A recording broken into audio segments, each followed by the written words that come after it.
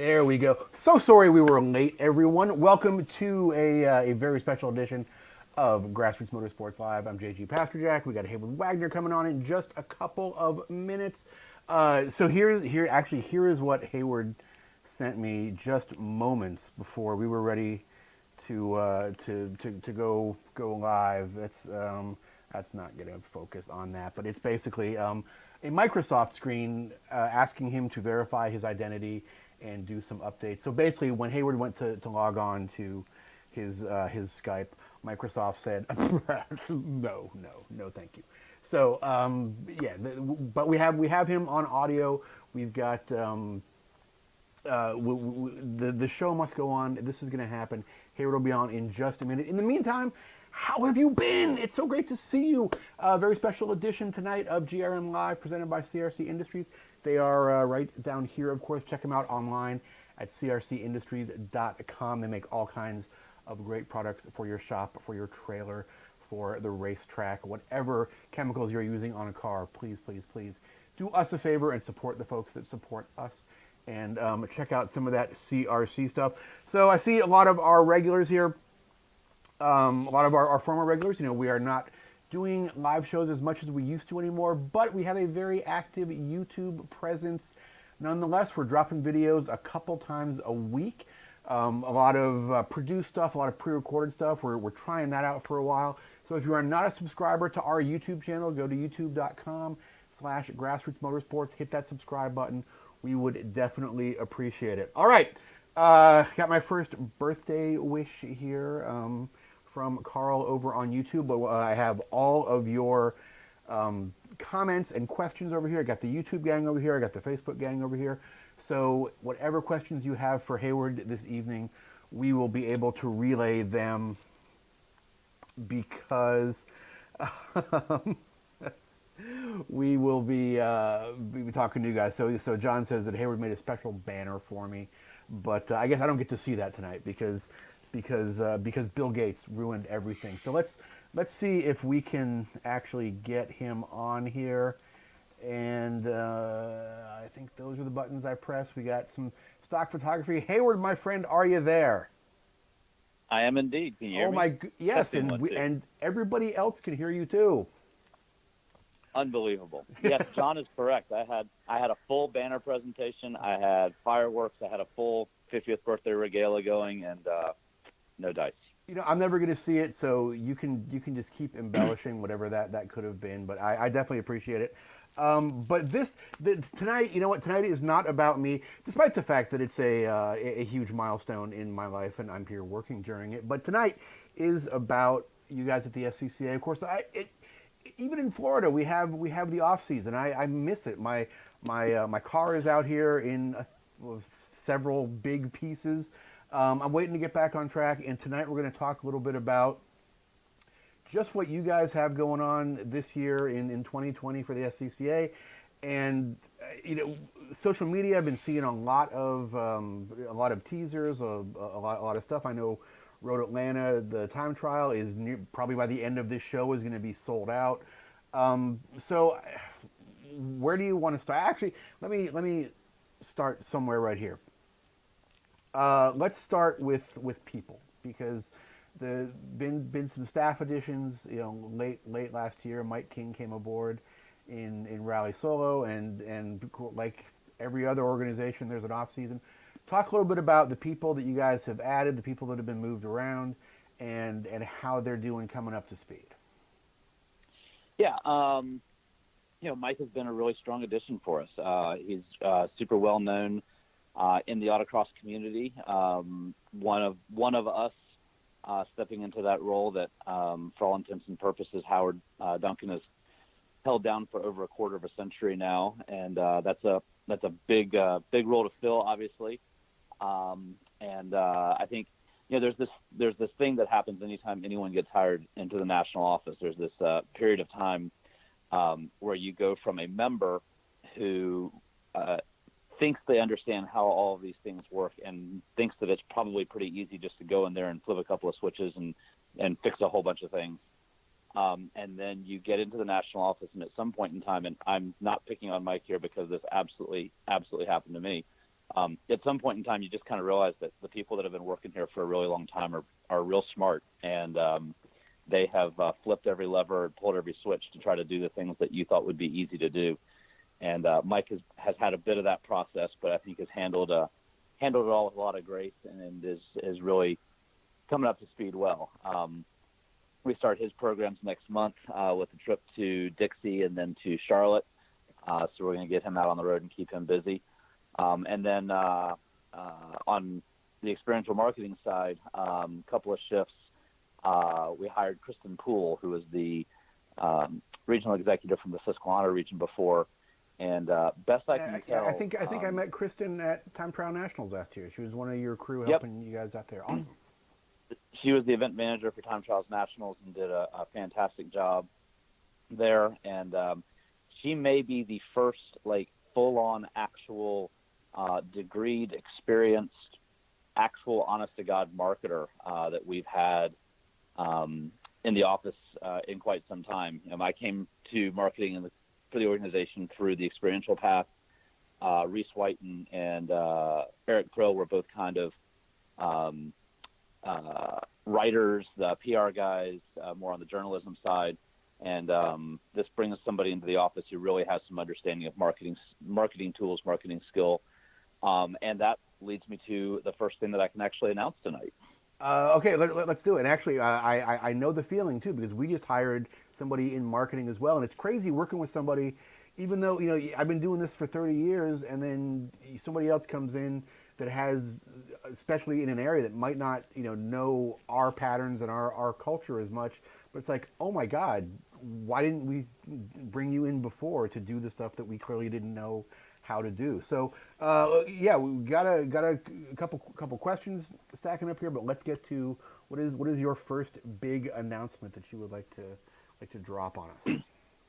So this may not feel like a really big deal to everyone that's tuned into us, but I think for some folks this will resonate pretty well. One of the things that we're real aware of is that over the last couple of years, as we've had a track night marketing machine, and we've had a SCCA marketing machine, and we've had Solo Matters for the autocross world, and Apex for the road race world, and Inside Line for and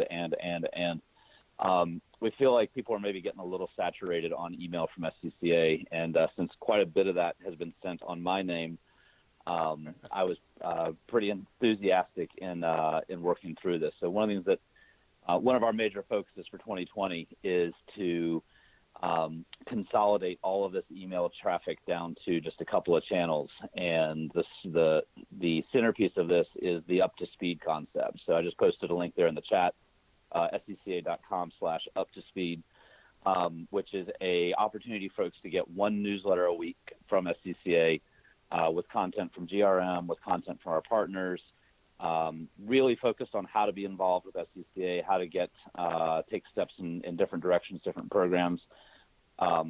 Most importantly, this is the first time that we've ever been able to push out an opportunity for people to learn about events near them that are non-members. So people who are not members of SCCA, all you have to do is click on the link to scca.com/up-to-speed, give us an email address, name and zip code, and we will start feeding you events in your area. So whether you're a member or not, you have a chance to learn about our events, figure out where we are, who we are, what we're doing. And then, of course, all that is blended in with tasty content from not just from in-house, but also pulling stuff from you guys and other partners and stuff. And so actually, that's a great segue, because the first question we got over on YouTube was from somebody who's watching for the first time tonight, who asks basically, how do I get started with a built streetcar? So this up to speed concept is providing sort of an entry point for anybody, whether they're an SCCA member or not, to find out about whatever's going on near them, whether it be autocross, Track Night in America. Is this going to basically cover the entirety of your offerings? Yeah, this is one newsletter source that is in once a week send, coming out on Wednesdays. It gives you time to find out things about on this upcoming weekend. And it has the ability to obviously click out of that email into program pages where you can get specific program information. If you really want to be dialed into what's going on in the autocross world, you just click on the autocross button and there's your autocross news. But the actual, like, in your inbox right here, right now information is events near you, how to do things, how to get involved, how to be connected to people in the sport. That's pretty cool. So let's talk a little bit about the offering for somebody like our friend over on YouTube here who is looking to enter the sport. You know, what kind of ladder are we looking at now? I know one thing you guys have been focusing on the last several years is sort of building a progression through the different sports. Not that you can't pick one of the disciplines and make that your focus, but building a way to transition between some of the different offerings a lot easier. So for somebody just starting out, how are you going to direct them into your offerings?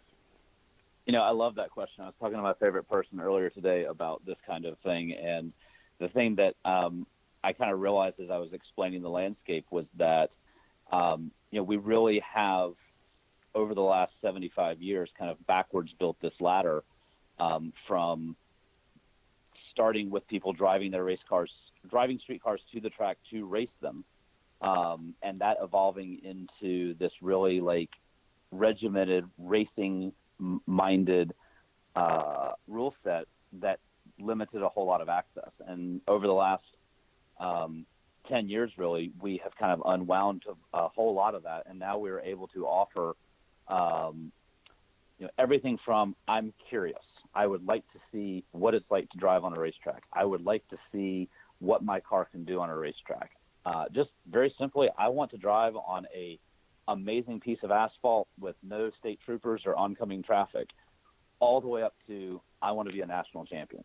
And so that ladder officially looks like, starting with Track Night in America and regional track events, where you basically have to bring a street car, to time trials events where you can be in a street car, you can be in a race car. If it's fendered and can be on the track with other fendered cars, it's pretty much good to go in most parts of the country, up to our regional racing programs and then into our nationals programs. So if driving on a racetrack is what you're looking for, I feel like we've really done a lot over the last couple of years to add those steps to make the progression much easier, much more fluid. And of course, as always is the case with anything SCCA, everything is a ladder, everything is a destination. We have people who are very interested in autocross that have no interest in going beyond autocross, and that's their home, that's where they want to be. And so we try really hard to make sure that every rung of the ladder is its own unique experience, its own brand, own entity, own thing.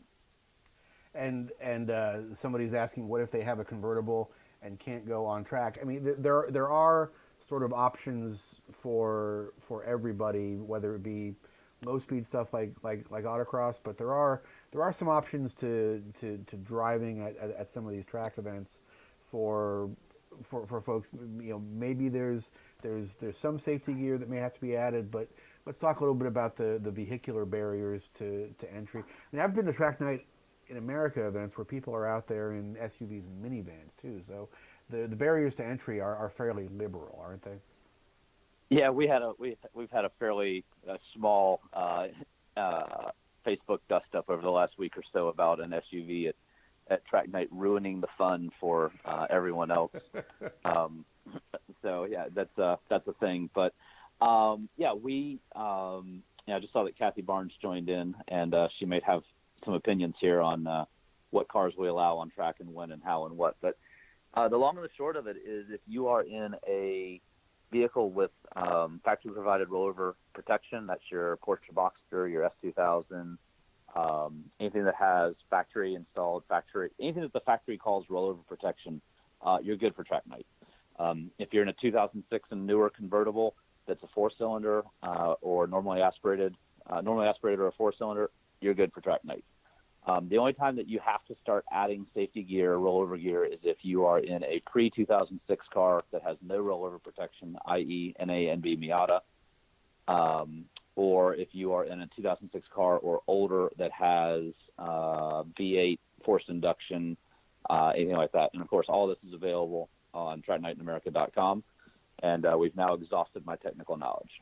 So, to specifically, while you were talking about that, we had somebody that has an NC Miata. NC Miata obviously is within that Good to go. window. Yeah, good to go. And then somebody with an S2000, which is going to be that's going to be okay.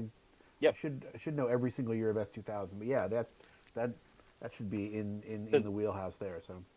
yep. The S2000 technically has factory installed rollover protection. The rollover hoops in that car count by Honda's measure, so we allow it. Awesome, cool. So yeah, there you go, Jared, and into visible on YouTube. Good. We'll see. So now it's on you. You got to show up to a track night. Let's see. Marcus has a question about rules.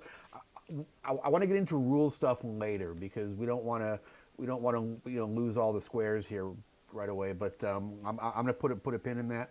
We'll come back to some of the specific time trial rules a little bit later. Let's keep kind of going through the stuff coming up for 2020. You guys just announced track night schedule. I will be the first to admit I have not looked over it thoroughly. Is there anything on there that is a big deal? Any new tracks on there? Any big announcements for the track night schedule for 2020? Yeah, I think the big deal with the track night schedule is just the consistency that we're able to have. We're back over 130 events for 2020 already. We're targeting about 150, which is what we had last year. I think we'll be at about 32 tracks. There's a couple that potentially are coming online. We haven't made, a program that large. It's unrealistic to announce everything at once, but we are getting to go back to some of our majors. We're back at Atlanta. We're going back to Sebring. We're going back to Daytona. I think Daytona was a huge hit, and really looking forward to going back there. We're coast to coast. So tracknightinamerica.com, you can find one near you. And I think the other thing that's fun about that program is the partner involvements and engagements. And Haggerty and Tire Rack are obviously long-term involved in that program, as is Coney and Falcon. Hawk is going to get more involved this year.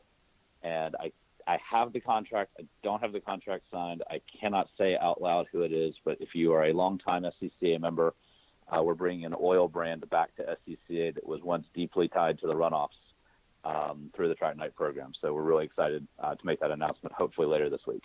Very cool. Yeah. I remember being at the Daytona Track Night in America last year, and we were actually we set up a little booth there. We were giving folks water and granola bars and stuff, and we went and bought just a van full of stuff, thinking, you know what, we'll have some of the stuff left over. It'll be snacks around the office for a while. We gave away everything. It was one of the biggest groups of cars I have ever seen going out on track at Daytona. And when I say Daytona, I mean the big 24-hour course at Daytona. And everybody who was coming back was just, some people had been there before.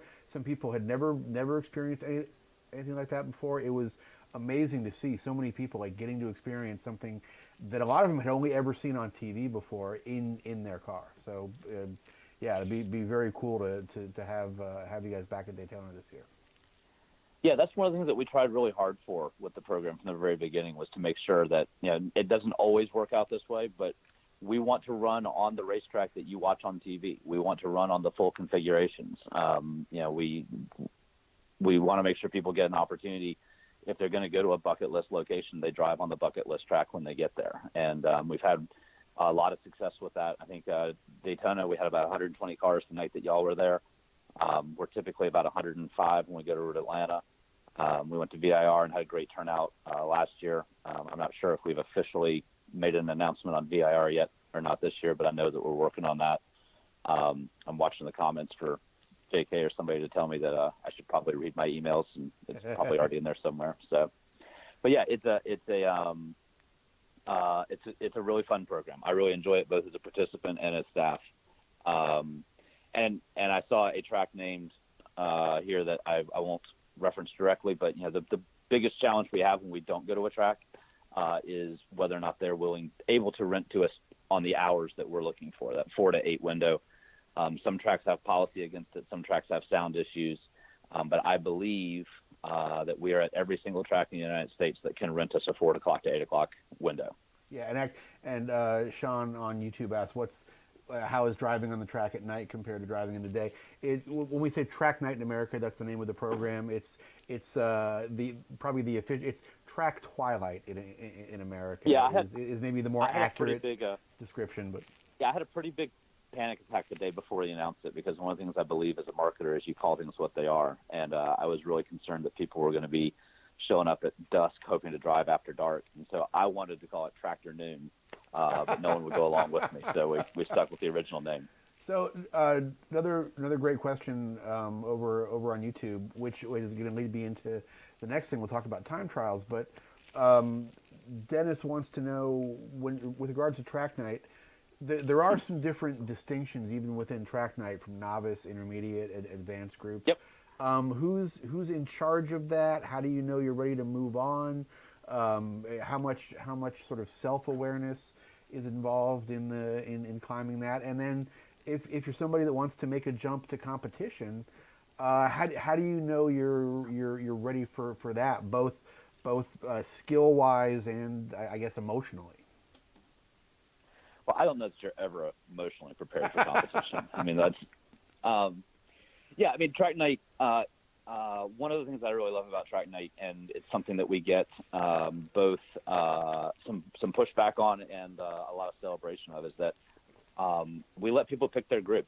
The vast majority of people who are coming to track night events want to be on track with the people that are of the same experience level that they are, and the vast majority choose to put themselves in a group that's appropriate. And we make adjustments throughout the event. If we've got somebody that's never been to a track before, and they're running a novice group, and their awareness is really high, and they're managing traffic, and they're maybe a little bit quicker, we may move them up immediately. We may have somebody who shows up for advanced group, and they come to check in, and we ask them if we can see the rating on their helmet, and they ask us what a helmet rating is, and we start talking to them about novice group. But you know, the reality is that you know, we do have to make changes. There are occasionally people who slip up and end up in a wrong group. But I think even with a licensing system and a racing series, you have people who are off pace or whose awareness isn't where it needs to be. The biggest thing that we struggle with is when we go to a track like Daytona that we've never been to before, all our advanced drivers sign up for novice because they've never been to that track. And they want the novice experience there, and that fills up. And that's really not what it's about. What it's really about for us is your awareness. If you are comfortable checking your mirrors, if you're comfortable giving a point by, if you've got good situational awareness, you're probably going to end up in advanced. If you maybe forget to check your mirrors all the time, or you're really only comfortable checking your mirrors on straightaways, then you're probably an intermediate. And if you're just kind of getting your feet wet and learning about it, we've got a really great program, our Coney Novice Experience, that Coney's been supporting for 5 years now. Tom O'Gorman and John Krolowitz and a handful of other folks helped develop that curriculum. And it's been really, really successful. We've had we have a lot of folks come back. We've got a pretty strong record of keeping cars shiny and wrinkle free. It's working very well for us. Yeah. And there's actually a good discussion going on Facebook right now about the coaching process, and you're not just thrown to the wolves out there. I'm going to kind of recap this for our friends over on YouTube who aren't seeing the chat on Facebook. But yeah, there are coaches at every level who are debriefing you, who are providing feedback. It's mostly safety-based feedback, but they're also there to provide for the higher groups, some technique based feedback, and they're basically trying not to push anybody too hard, but they're trying to keep people comfortable, which is really the primary part of the experience there. Somebody asked about helmet rentals. You guys doing any kind of a lot of first timers coming at something like this? If somebody doesn't know what their helmet rating is, maybe they don't even own a helmet. Is that something available, or are there cheap helmets out there? for folks that want to try this out?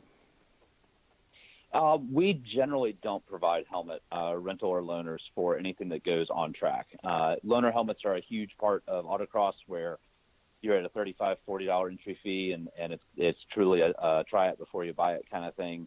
And there are a number of racetracks out there that rent helmets to our track night participants. But kind of one of the things that we believe in this program is that a good fitting helmet, a proper fitting helmet, is really essential, and it's hard to do that with loaners and rentals. And so we really do encourage people. It's not a big investment. It's $150-200 in a lot of cases. If your brain is less important to you than $150-200, I probably don't want you on our racetrack. So that's we have two things that we generally screen people on. One is driver's license, and one is helmet. And that's really not about the piece of plastic or even the piece of carbon. That's really about whether or not you make good decisions. It's a judgment of the commitment level, and that's fair enough. But I think somebody mentioned that there are some tracks out there where you may get a rental, and a good supplier, if it's an investment that you aren't sure you're going to make, there's plenty of helmet suppliers out there who will essentially sell you a helmet to try out. If it's not the right one for you, sometimes you can return it for credit towards a different helmet. So if this is something you think you're going to do, it's a piece of equipment you're going to need to have anyway. So good answer there. Okay, so let us let me make sure I didn't miss anything here. We got thanks for the YouTube crowd. Then I got a lot of great questions coming in from YouTube. Let's talk about moving up the ladder a little bit, or really shouldn't even say up the ladder. Let's talk about sort of the next commitment level, which would be time trials, which I know some very cool events were announced here for early in the year. First, want to give a shout out to our guy Chris Engel, who was the high overall finisher at Time Trial Nationals last year, and because of that finish, he got sent to Super Lap Battle this past weekend in Austin, Texas, and that was streaming all over the web. The guy that finishes fourth at Time Trial National doesn't get sent anywhere apparently. But just back to work. But yeah, it was really cool seeing him out there and seeing him. I think he finished like third or fourth overall at Super Lap Battle, which is a big deal to come out of the SCCA time trial program and go there and essentially show them that we're not just screwing around here. So yeah, shout out to Chris. But yeah, talk a little bit about that. Time trials now is, I think one of the cool things that SCCA has done with time trials is to get all of these time attack bodies at the table talking to each other. So talk about that a little bit. Yeah, it was great being at COTA. Jason Dienhart of Global Time Attack is one of the easiest going, most laid back, easy to work with individuals I've met in the industry. Adam Jabay and Chris Stewart from Grid Life were there doing the Grid Life Touring Cup. So it was a great opportunity to connect with them. The event obviously sanctioned by SCCA, our partnership with Global Time Attack. We are their sanctioning body, so I was there in that role. But these are just great events. Super Lap Battle it's a spectacle. It is big wing, big power, big sound, fast cars, great car show. I got to go walk through Austin Cars and Coffee, and if you think that you live in a disposable income rich environment, Austin Cars and Coffee was a real eye-opener to what that part of the country is able to spend on recreational vehicles. But yeah, it was a super great weekend. I'm so proud of Chris. I knew he was a great driver. I knew he had a pretty solid car, but he went, top 5 overall, second in the unlimited class, in a Viper that still has stock seats and carpet and all of that stuff. There's a little bit of a caveat there. Some of the heavy hitters had some issues. The Life Motorsports GTR, which if you've never seen that car up close, I just want to give you an idea of how absurd this build is. It has air jacks that mate into the side of the car. There's slots in the chassis where the air jacks slide in. So let's start right there. Not onboard air jacks. Oh, wow. The not onboard air jacks lift the car up on a dolly. so it has wheels on it, which I foolishly thought was so you could like move it around in the garage and spin it and stuff like that. It is not. The non-onboard air jack dolly system is to get the wheels off the ground so you can put tire blankets on it and put a generator in the wagon on the back of it, and the crew can push it from the back of the line to the front of the line at Pikes Peak on tire blankets so that you can pull the tire blankets off, drop it to the ground, pull the air jacks out, and roll it off. So, like, Wow. that's the level of ingenuity that's in this space. And that's kind of what makes this space so great. Like, there was a late 70s Rabbit that had been converted to a rear drive turbocharged S2000 drivetrain Oh, sure. Yeah. that had a front splitter wing. I don't know what it's called when the splitter is 2 feet wider than the car, but whatever that is. And that's actually on the SCCA Instagram page if you want to take a look back at anybody who's tuned in. But it's just creativity, it's ingenuity, and a lot of that stuff is high stress. The Life Motorsports car never got a time in the books because they're so high stress and whatnot. So yeah, there were some things that helped Chris along the way, but he was able to put the times down when he needed to. He made it count when the conditions were right, and I think he represented us really, really well. So major props to Chris. Yeah, and talk a little bit about their perception. I don't even want to say them and us, but what is it like? Are the folks who are primarily Super Lap Battle crowd or Global Time Attack crowd? What's their perception of SCCA time trial at this point, and how are these different organizations fitting together culturally at this point, do you think? I think really, really well. I think that Global really sees a lot of value in the vetting process that SCCA can provide. We're able to help them with licensure. We're able to help them with just making sure that people are coming into their space at the pace that they need to be at, the awareness they need to be at. And that's an official relationship with them where we're sanctioning them. The relationship with Grid Life is a little more loose. Candidly, I probably know those guys better. And it's more of I talked to Adam today about an event that we're looking at for 2021, and we got potentially some time slots that are available, and would they maybe be interested? Would they be interested in bringing some festival elements? And so I think at the leadership level, there's a lot of I hate to use this word, but a lot of synergy. There's a lot of everybody kind of trying to row the same direction. At the participant level, I'm seeing a lot of cars at Global with Grid Life stickers, and a lot of cars at our stuff with Grid Life and Global both. And I think that I think what's happening is as the organizations are being more tied closely together, people are more comfortable going and checking out another organization, and they're finding that each of these organizations really do offer kind of a unique experience. Global has the one lap to get it right now. This is everything go. And Grid Life kind of has the full on, a little bit of road race, a little bit of track day, a little bit of time trial, party, music, for the festivals at least stuff. And then SCCA's kind of unique space in this is we kind of have a reset button throughout the event. You've got some Saturday times that count. You've got some track sprint times that count. You've got some Sunday times that count. So,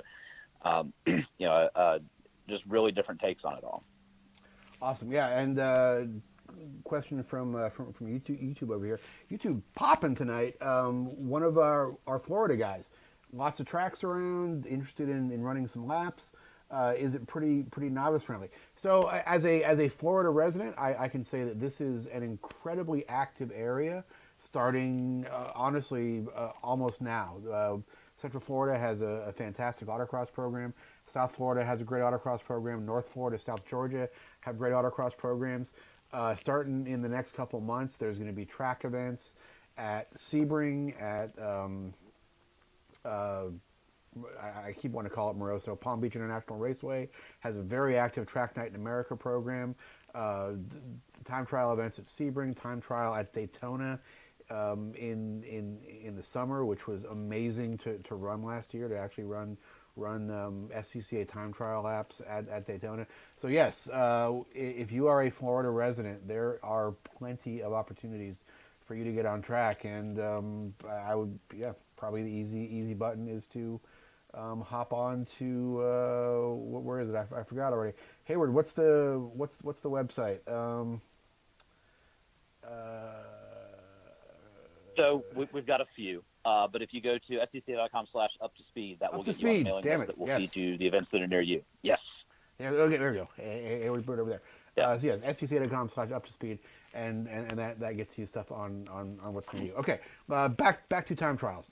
Talk about Yes. Road Atlanta, because that is kind of a big deal as far as who we're sharing the track with, and the fact that there is an SCCA time trial at Road Atlanta now. That is very cool.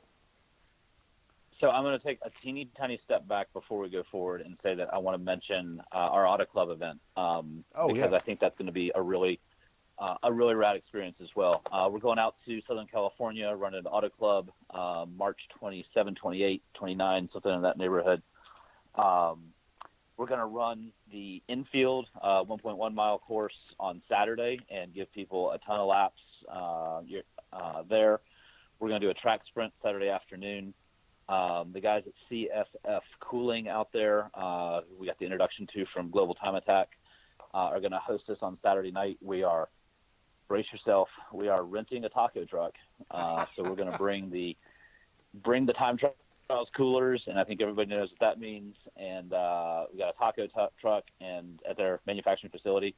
If you're not familiar with CSF, go to csfcooling.com. They build aluminum aftermarket radiators that are really well represented in the time trial space. And then we're coming back on Sunday, and Sunday everyone's going to get up to 5. I don't know if you're going to want all 5. You might be good at 4, but up to 5 20-minute sessions on the full Roval. So you're going to get to experience Auto Club in 3 different ways: track sprint, short course, and Roval, plus a taco truck. So we're really excited about that one. We're really excited about coming to the West Coast. We want, we know that Time Trials Nationals has an East Coast bias.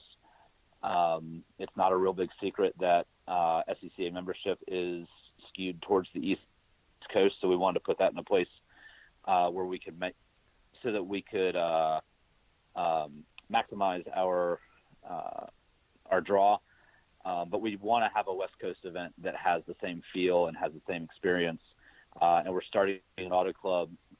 We've got a great opportunity there working with Falcon Tires to be able to come in and use that facility during a week that they do dealer training. So we're able to get into there, which is generally pretty tough to do. So I'm really excited about Auto Club. And I would say that if you are a West Coaster and you want SCCA time trials to be a big deal on the West Coast, probably the best vote you can possibly make for that is getting to that event and just kind of showing that there's some support there. And even if it's not to participate, we'd love to have you drive. But the more people we can get there and kind of get a movement going there, the bigger we can make that. So yeah, and then there's that Road Atlanta thing. Okay, one quick question about Auto Club, though. You mentioned that most of SCCA's membership is biased back east, which is I mean, most of the country's population is biased back east, but there is a very active time attack scene in California on the West Coast from some other sanctioned bodies as well.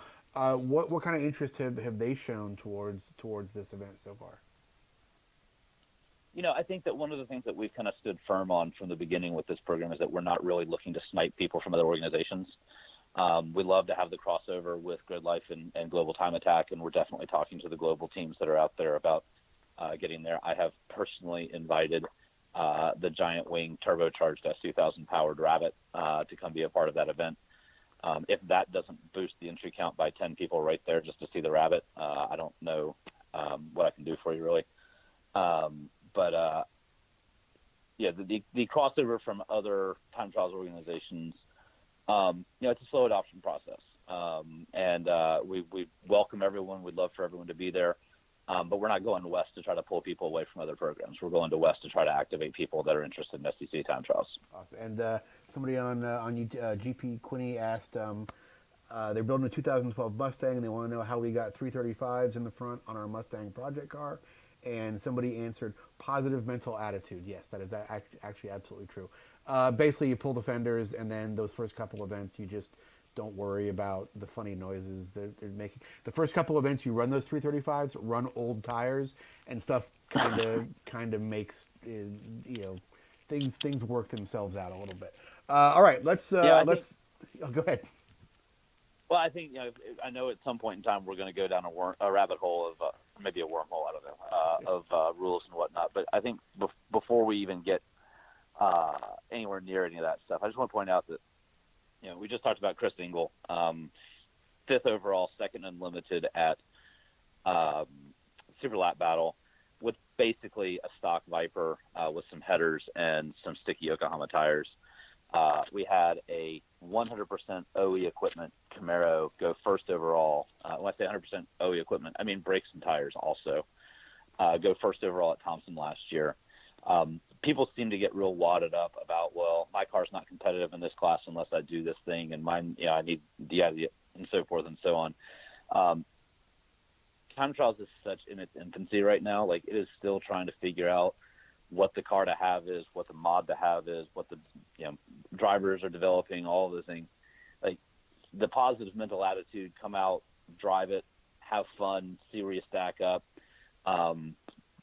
That's really the right approach here. And kind of to underline that, we're actually shifting our awards program for the event to be more focused on the superlative awards. The Spirit of Time trials, we're going to be giving one this year that is a breakthrough performer, somebody who's broken into time trials from another motorsport discipline. We're going to be doing an award based on event promotion. So we're looking for people who are pre-event, at event, putting the message out.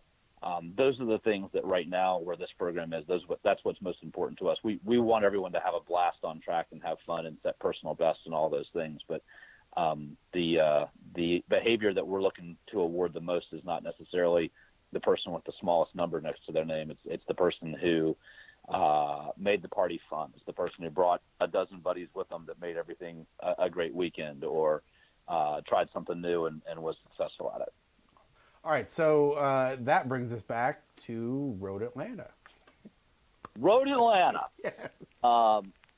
I'm so excited about this event because I was there last year. Last year we did a track and coffee event where it was basically a track night at 8 o'clock in the morning, and we didn't know what to call it, so we called it Track and Coffee, and brought a whole bunch of Starbucks for people to consume and some donuts, and sent SCCA President and CEO Mike Cobb out for a donut run each morning to make sure that we were all properly caffeinated and sugared before going out on track. And it was just such a fun event. Like, GTA does a great job there. It's a great track for them. And then the Drift Atlanta Formula Drift experience. Man, I saw drifting 10 years ago, 15 years ago, and it just wasn't that compelling to me. But, like, we're talking 1,000, 1,200 horsepower cars that are doing 100 miles an hour sideways up in a hill. And that's not wheel mile an hour. That's like on the gun mile an hour. And to me, to be able to take an amateur time trials program and be the opening act for that show and be able to go out and, number one, we got some pretty great drivers and we got some pretty strong cars, and to be able to put those cars on that track that weekend and have Formula Drift and Global Time Attack participants and fans take notice that we've got some folks that know what they're doing. I think that's a huge opportunity for SCCA and for SCCA time trials. But number two, like, what an experience. Like, you get to go to Road Atlanta, you get to compete at, I'm going to say, top 5 epic track in the United States. And then when you're done, we're going to grill out some burgers and dogs and have a beverage or two, and then head up to the top of the hill and watch Class A drift cars. That's a pretty outstanding weekend at the track. Well, yeah, and I think the thing that you haven't driven home there, this is going to be your chance to run a competitive time trial in front of literally thousands of screaming fans. That's not a chance that we will get that often. I don't want to overhype that, because what we learned last year is that at the hours that we get on track, most of the fans are not screaming. There will be thousands of fans. They will be adoring, but we do run pretty early in the morning when you consider this event goes till midnight each night. This is true. So it's, but yeah, I'm super excited about this one. I think that the partnerships that brought all this together are really important, and this is the first time that we will have SCCA Time Trials Global Time Attack sharing an event. We'll be sharing again with them at the Ridge, and I talked to Jason about it while we were at CODA. They've basically sold all of the Global Time Attack spots out for the Ridge in the Pacific Northwest, and so that's another event where if you can get to it, you're going to get to see some really high-level time attack teams throw down some times. And then we finished our regular season at New Jersey Motorsports Park last weekend in August. And we will have track night there. We will have SCCA time trials there, and we'll have global time attack there. So again, it's we were talking about the ladder at the beginning. Where do you start? Where do you end up? Well, track night to SCCA time trials to global time attack is certainly a pathway. Awesome. Let me take a quick break here and pay a couple bills. Then when we come back, I want to talk about Thompson, and then we got to move on to some other stuff. But in the meantime, folks, first off, thank you very much for watching tonight. Sorry we were a little bit late with getting things going. Hayward had a couple of technical difficulties. I think we've recovered from that, even though he's not live up here. Hayward is not actually frozen in that position right now. That is a picture of him. So we're not able to connect via video, but we got him on the phone tonight, and thanks very much to him for busting us up to make this happen.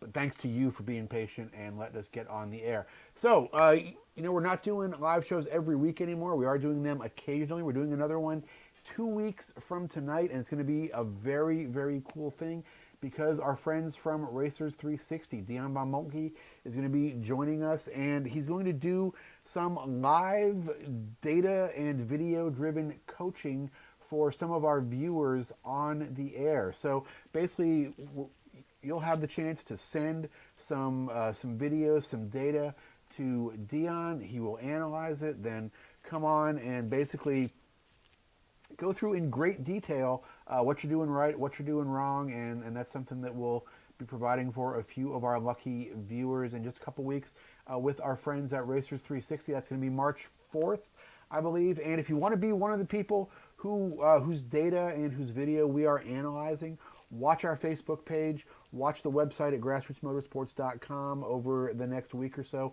We'll be showing you how to do that, how you can apply to be one of the folks to have some of your stuff analyzed and get essentially a mini coaching session from the folks at Racers 360. It's a very cool thing they offer, sort of a long distance virtual driver coaching through the miracle of connection. Okay, and the other people I want to thank, and first off, thanks to our YouTube crew tonight.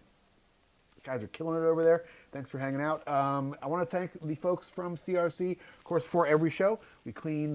Here, let me throw myself up here big so you can see what I'm talking about. Talking about CRC display cleaner. I got a can of Freeze Off sitting on my desk over here. These are the folks that make this show possible, that make a lot of our video possible, our friends from CRC Industries. Next time you're at Lowe's or Home Depot or any major auto parts store or Walmart, you're buying automotive chemicals, you grab one of those cans of CRC stuff, you're helping yourself out because you're getting a great product for your garage, also helping us out a little bit by supporting the folks that support us. Check them out online, crcindustries.com. Even better, check them out at a major retailer near you. And let's, we just threw the links up there. Calvin says if I duck a bit, I'll be wearing. Oh my God! Look at that. I can actually put the hat on there. There we go. Okay, in the hat now. Let's get back to Hayward here.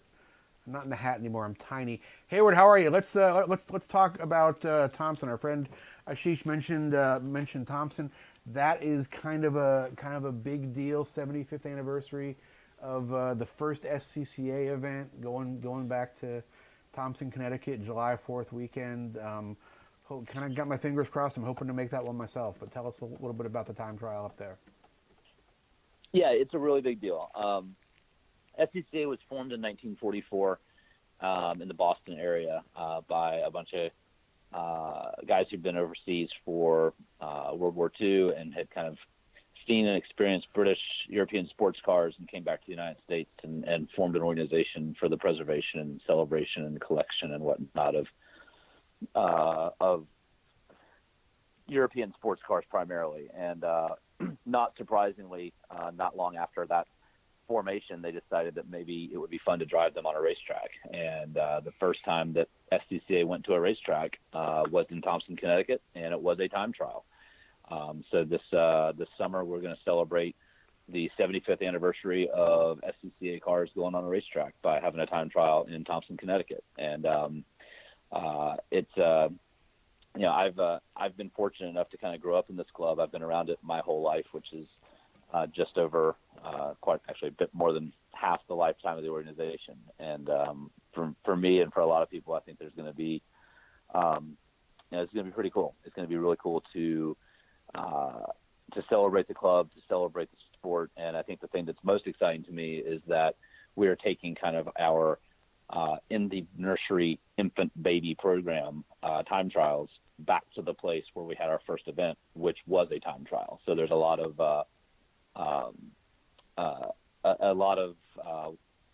things working around here that line up real well.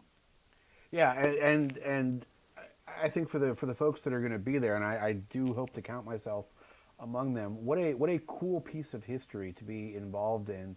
I remember back in the day, actually not so long ago, the Atlanta region SCCA used to autocross in the parking lot of what was Turner Field, which used to be the old Atlanta Fulton County Stadium, and literally you used to be able to autocross right past the point where Hank Aaron knocked out 715, and that's Yep. two different sports coming together. But what a cool thing to be in your autocross car and look over and see where like a piece of sport history happened, and I'm sliding a 370Z right in front of where this amazing thing happened. As one And then does. yeah, exactly. And but what an amazing thing to like be at this event and realize like, oh my God, here I am, a member of this club, and literally like this is where it started, and not just the idea, but the first time that anything ever physically happened with this club. It happened right where I am doing this. That's incredibly cool. Yeah, we're really, really excited about it. And then again, I have to give a plug for the rest of the events and partners and such. Obviously this program is heavily supported by Tire Rack, and we really, really appreciate their support. Haggerty jumped on board last year and is continuing this year, providing the funding for the Saturday night party.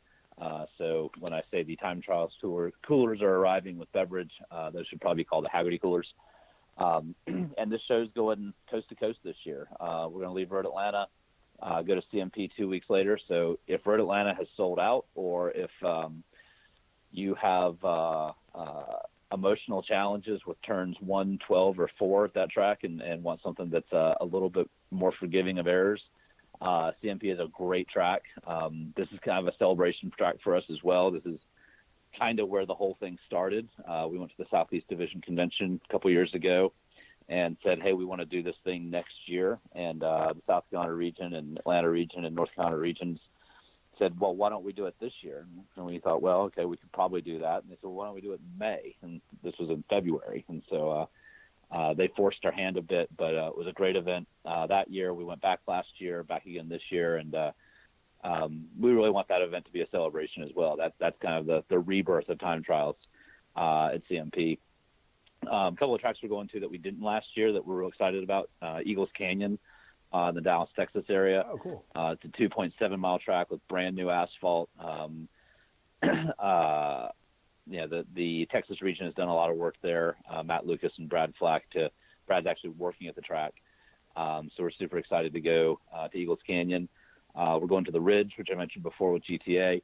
Man, if you've never driven the Ridge, you go down the front straightaway at pretty much your car's maximum velocity, and you have this like little kink that's turn 1, and it's pretty cool.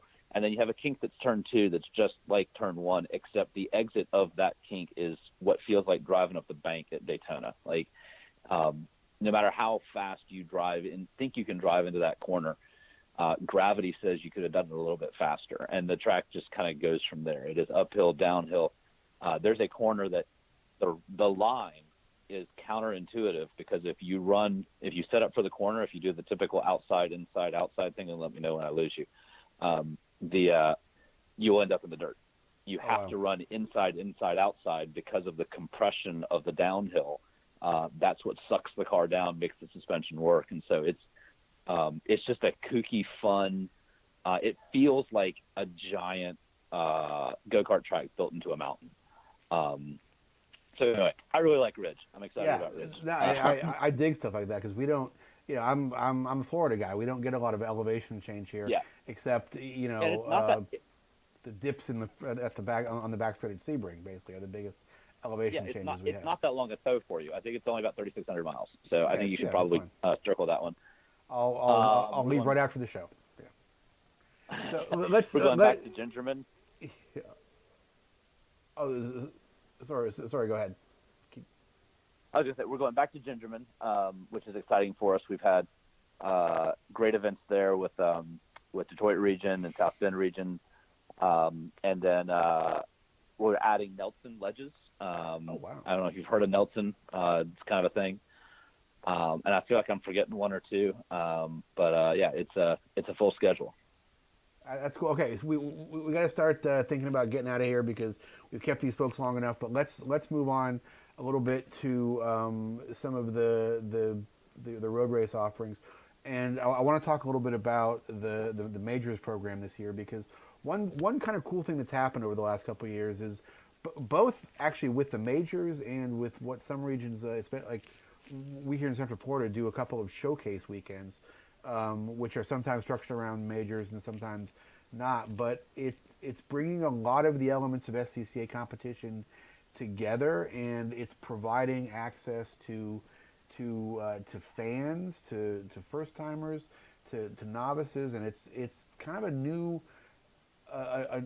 thing for the SCCA to be this sort of fan accessible group and not just a driver accessible group. Is that?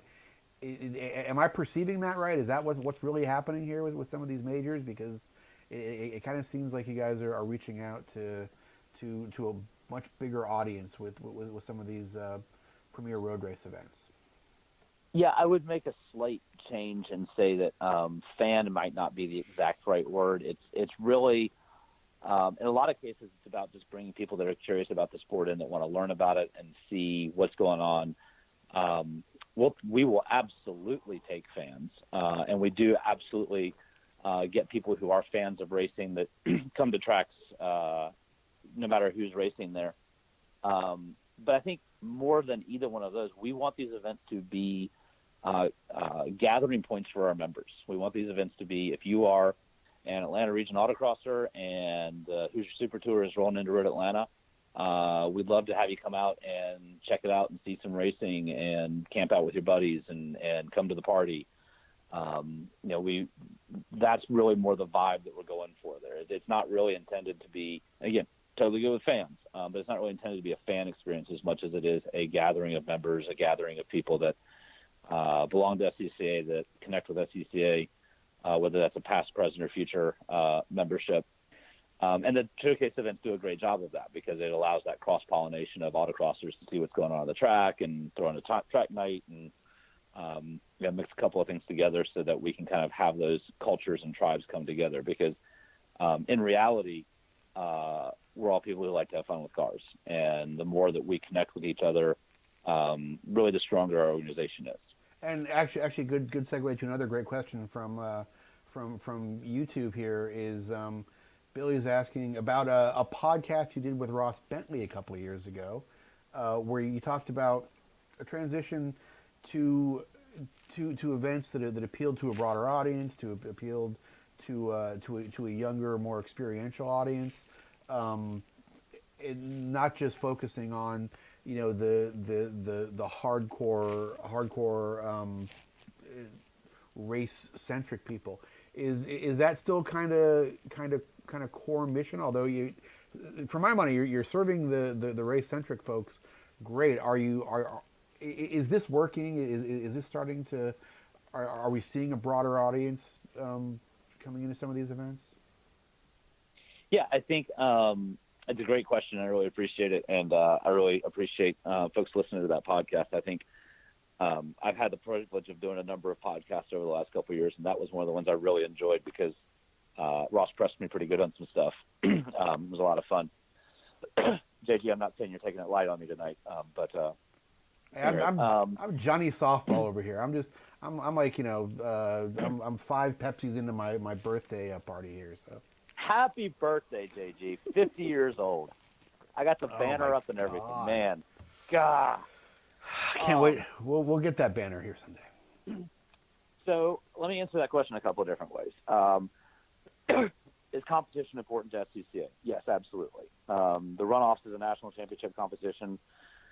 Solo Nationals is a national championship competition. We are, at our core DNA level, we are an awarder of national championships. And that is, in my opinion, one of the things that truly makes us a distinct and unique organization in the United States. When you are an SCCA national champion, you have an undisputed, you have beat the best award to your name. And yes, there's other organizations that do national championship events, but I really think that we stand alone in the amateur national championship space for motorsports. But we also stood as our lone brand for a really long time. That's what we talked about. That's where we put our energy. And we need to be bigger than that. We need to be broader than that. And so last year at the runoffs, we kind of demoed a concept of a block party night where we invited other teams, regions, et cetera, to throw a party. And we had New England region, we had North Carolina region, we had the folks at Haggerty, we had the Prod party, and the national event provided beverages, and we had a great time.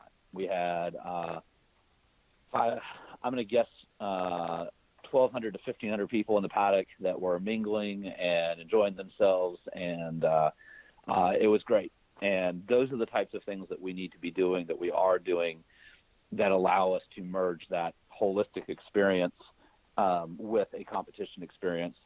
And it kind of segues to another little announcement I might have. Well, now would be an excellent time, my friend.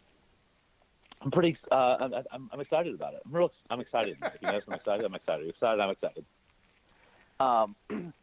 So one of the things that we're going to do differently at the runoffs this year is we're working with some of our official partners, and I don't have official details on that to announce yet. But one is a fuel provider, and one is a brake pad provider, and one is a tire retailer. Actually, so I can talk about that one.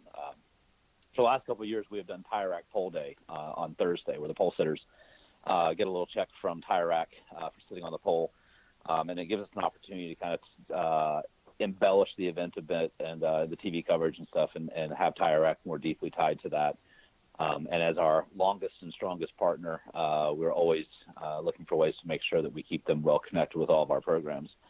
But we also want to make sure that we're connecting all of our partners well with our members. So we're going to have a breakthrough performer day. I'll let you kind of guess who that partner might be, where we award a participant on a qualifying day, so basically somebody who has gained the most positions from the previous day, a prize from a brake manufacturer, set of pads, and then we'll have a day, our first day of qualifying, we'll have a 262 day. And if you know anything about old days of gas pumps where you choose your rating and mix it and whatnot, whoever runs a time closest to a dot 262 gets a tank of race gas for their runoffs race. So it gives us an opportunity to bring two more brands into the runoff space. It gives us an opportunity to have some prizes that are beyond just sitting at the front row at the runoffs. And then each of those partners are also, I'll ruin the surprise. So Sunoco on 262 Tuesday and Hawk on Breakthrough Wednesday also are providing the worker lunches on those days. So we'll have an opportunity for those brands to support our workers, our volunteers. So that's a really big deal. But, that's kind of that's the overall vibe that we're going for. Yes, absolutely. Friday, Saturday, Sunday, top three on the podium, pit lane interviews, champagne, the whole bit. But we're there for a whole week, and we have an opportunity to celebrate all kinds of different achievements, and we have an opportunity to celebrate all kinds of different members, and we have an opportunity to activate our partners in a way that connects with more than just the folks with the champagne bottles on the shelf. And, And so that's something that Solo Nationals for so many years has been sports car Woodstock, and I think anything that you guys can do to bring that vibe to the other events is obviously very cool, because just to know that somebody else out there is sharing that sort of excitement about being at an event that weekend beyond just what they're doing on track. That's a pretty cool thing. Making sure I haven't missed anything here. All right, we gotta wrap stuff up here. So what did I miss here? Let me. Here's some hard hitting Here's some Ross Bentley questions for you there, Hayward. What did I forget in this time you were what else do we want? jerking me around with your Bo, with your what Skype? else we want to talk about, Bo? Yeah. Yeah, I don't have a whole lot else. Awesome. We're real excited about the Time Trials National Tour this year. We're real excited to be partnering that with Global Time Attack. We've got, I think, the runoffs going back to Road America this year. There's just not a better track to have the runoffs at than Road America. VIR was awesome, and I'm very hopeful that we'll get that event back there sooner than later. But I'm really looking forward to going to Road America. We didn't talk specifically about Time Trials Nationals. We had 192 cars at Time Trials Nationals last year. We're targeting 250 this year, so we're making some pretty significant adjustments to event operations to be able to accommodate that. And I'm real confident that we've got the right teams and to make that happen. So that's the deal. John's reminding me to remind everyone that Auto Club Speedway, Road Atlanta, and CMP registrations are all open at timetrials.scca.com. And I guess the only thing that we need to talk about is go ahead. I think he mentioned earlier 22 spots left for Road Atlanta. So I think you guys sold a few during this show. I'd imagine that's gonna go really quick. Let me put you on the spot here. We got somebody. YouTube is actually coming through with the big questions tonight. Somebody wants to know about Rallycross. How is the Rallycross program fitting into the rest of the mold now? It's not. It's easy to say that's kind of its own thing a little bit, but that definitely works into the whole experiential part of the sport now. What's up with our national Rallycross level events? Yeah, I think small but mighty is the answer there. Rallycross has a bit of a no pun intended natural limit to how many cars you can put through a course, given the wear and tear and their scoring system and whatnot. And so those events kind of by design have a smaller, even more community-based feel than even Solo Nationals and stuff does. But yeah, we're plugging away there. Really excited that event, National Championship event, is also moving to Road America this year. Oh, wow. So SCCA National Championship season will start at Road America with Rallycross Nationals. We'll go to Lincoln, Nebraska for Solo Nationals, then to Bowling Green, Kentucky for Time Trials Nationals, and then back to Road America for the runoffs. So it's a tight little circle this year. Or Off-Road America, even. Ah, I like it. Yeah, no, don't encourage stuff like that, please. Okay, hey, thanks, man. Sorry, we couldn't get your talkie face on there today, but we'll have to blame Microsoft for that. I know a lot of folks have been having trouble with this update. Thanks for sticking with it, and thanks for getting on the phone with us. And honestly, thanks for being such a great partner for us, helping us get the word out, and basically providing something to do for the people that read our magazine. Well, we do have two other things we need to talk about. Okay, hit me. Number one, was that a pickleball paddle? Is that what I thought? Is it Shut up, man! No, it was. I just need shoot it to me straight. What is Yeah, it? What look, was okay, that? yeah, look. So here's the deal. If you've not been paying attention, I turned 50 today, and yeah, I started to play. I'm starting to play pickleball. I in a former life, actually, it would still be my life. I was a very active, very competitive racquetball player in college. And the racquetball scene around here has just completely disappeared. So, meanwhile, the pickleball scene has exploded. So, I got myself this for my birthday, and I'm starting to pick up pickleball a little bit. And for those of you that don't know, pickleball is basically something old people do when they aren't complaining about somebody being on their lawn. So that is, yes, that is Well, my life now. Thank you. congratulations. Yeah. I'm proud of you on every possible level. Yes. And then we need to schedule when I'm coming back. Yeah. What? Give me. It sounds like you have a motive in that question, sir. No, nope, nope. I promised Eric. I promised Eric Prill that I would not tease a major announcement during this show, and I'm going to stand firm on that. I am not Okay. teasing a major announcement, but I would love to come back the week of March 23rd. The week of March 23rd. We will see what we can do to amplify your voice on the week of March 23rd, sir. Don't know that it I will be. feel like by the week of March 23rd, you're really going to want to talk to me. That's my guess. Okay. We will. I'm calling the shot. Okay. I'm not teasing a major announcement, though. Okay. We will do whatever we can to whatever you have to say on March 23rd, whether it be a major announcement or not a major announcement. We will help you amplify that message in any way we can.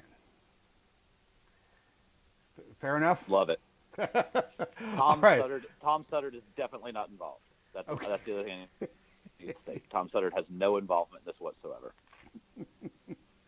I think I know what you're talking about.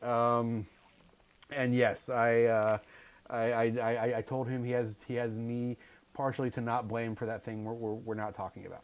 So Right. very well. Thank you very much for being here tonight, my friend.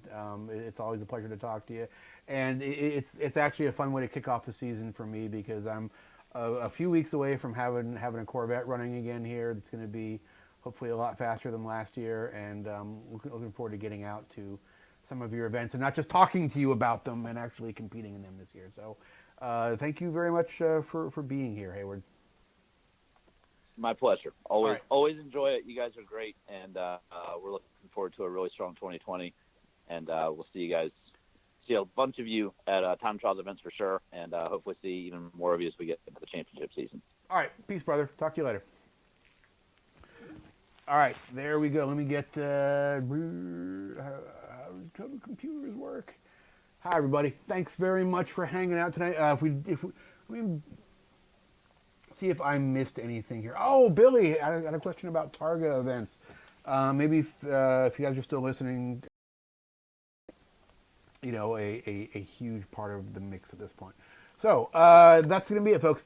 Please, before we go, big thanks to our friends at CRC Industries on the web, crcindustries.com. Even better, at a retailer near you. You're buying chemicals for your shop anyway. If you're going to buy something, please choose the stuff from CRC because it's great. First off, it's awesome, number one. Number two, it helps us out a little bit. And if you're getting something awesome for your shop, you're helping us out, kind of win-win all the way around. So please support the folks that support us and get yourself great automotive chemicals in the meantime from CRC, crcindustries.com. Brake cleaner, carb cleaner, throttle body cleaner, lubricants, penetrating oils, all kinds of stuff. We use it all on every single surface in the shop is coated with something from CRC. So thanks very much to them. In a couple of weeks, March 4th to be exact, we're going to have our friends from Racers 360 on. Going to be doing a little bit of their remote coaching, showing you how their program works, showing you how to how they can take video from one corner of a racetrack and show you what you're doing right, what you're doing wrong, show you how to break that footage down, how they can help you become a faster and more consistent driver. If you'd like to be one of the people whose data we are analyzing. Watch Facebook.com/Grassroots Motorsports. Watch GrassrootsMotorsports.com. We'll have details on that showing up on the websites and the social media over the next couple of weeks. So keep an eye on that. All right, thanks very much to Hayward Wagner.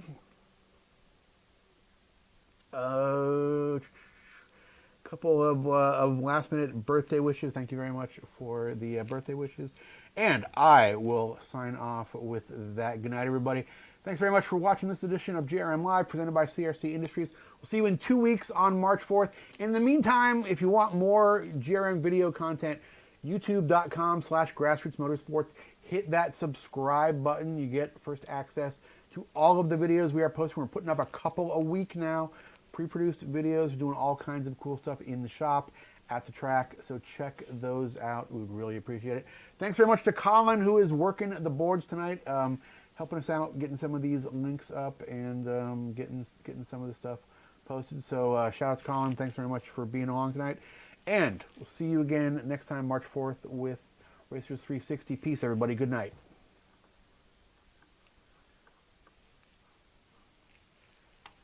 Awkward few moments where I'm finding the stop button.